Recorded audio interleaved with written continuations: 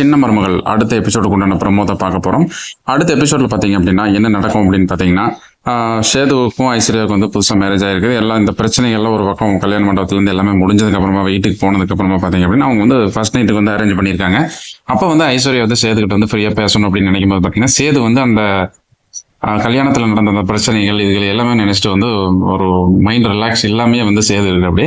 ஆனால் ஐஸ்வர்யா வந்து அந்த பிரச்சனையெல்லாம் விட்டுட்டு சேது கூட எப்படியாவது வந்து நம்ம சந்தோஷமா இருக்கணும், சந்தோஷமா வந்து வாழ்க்கையை தொடங்கணும் அப்படிங்கிற மாதிரி ஒரு நிலைமையில வந்து அந்த மாதிரி வந்து அந்த மோட்டிவ் இருக்கிறதுனால வந்து சேது கிட்ட வந்து பேசுறதுக்கு வர்றாங்க. அப்போ வந்து சேது வந்து அந்த எனக்கு வந்து இன்னும் நான் நார்மல் இதுக்கு வரல அப்படிங்கிற மாதிரி சொல்றாங்க. இருந்தாலும் வந்து ஐஸ்வர்யா வந்து சேது கிட்ட வந்து நெருக்கமா இருக்க ட்ரை பண்றாங்க.